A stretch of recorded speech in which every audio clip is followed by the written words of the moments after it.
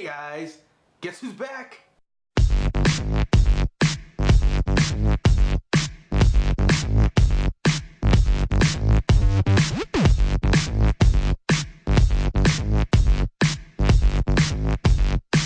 everybody, it's me, S.H.A.D E, back again for another series of comic book reviews brought to you by Comic Nation. So you got 4 books, let's get to them. First up, we have All New X-Men issue 6.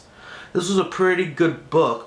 It basically kind of focuses on a bit of Jean Grey and Scott Summers, you know, the from First Class, and how they're trying to deal with everything. It was pretty interesting. Some pretty interesting interactions going on, and the ending was pretty cool. I mean, pretty cool in terms of it's interesting. I want to see what happens. It involves Mystique. I'm definitely not going to get to it any more than that, but I'm really looking forward to it. I've been really enjoying this series so far. I mean, it's been really great. So I would have to give this issue I give it a 4.5 out of 5. Alright, next up from Marvel, once again, we have Avenging Spider-Man issue 16. Now this is, of course, the Superior Spider-Man now going out and interacting with other Marvel heroes. In this case, he interacts with some members of the X-Men. I really like this book as well. I never got my chance to say on video about Superior Spider-Man or 700 or Avenging Spider-Man issue 15.1, but I really liked all those issues, and seeing Octavius as Spider-Man, he's a prick. He's a big old prick, but you know, he does help people, and just the way he does it is kind of weird. Don't really like him, but you gotta respect him, the fact that he's doing good, and this is no exception. He teamed up with the X-Men, and what was really cool, his little altercation with Wolverine. You gotta read the book to find out what it was, but it was pretty cool. It just kind of shows the potential Spider-Man has with the strength when he just lets go.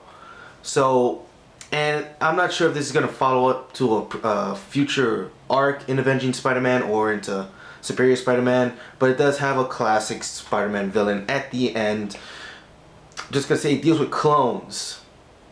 If you know what clones are in Spider-Man, in the Spider-Man world, you know what villain I'm talking about. So I really enjoyed this issue, so I would have to give this a, personally, I'm gonna say right now, this is my comic of the week. It is a 5 out of 5.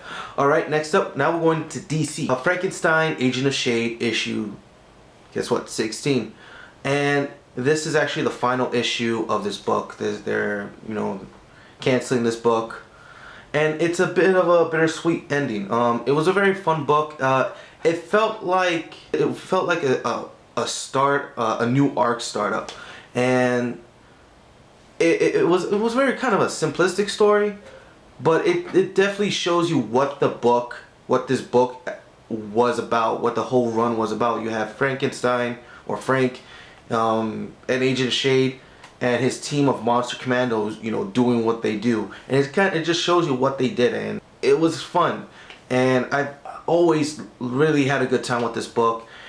Personally, I think there are worse books that deserve to be canceled but yet are still running. Why is this being canceled? I don't know, but I am sad to see this book end, and hopefully we do see these characters in one shape or form, maybe in little mini series, or they branch out into into other books that are out right now. So but for this, I will have to give this a very solid 4 out of 5.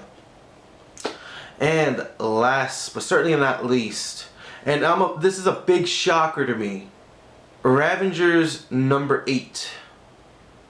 I stopped reading Ravengers just because I was sick of the garbage that was coming out of this book.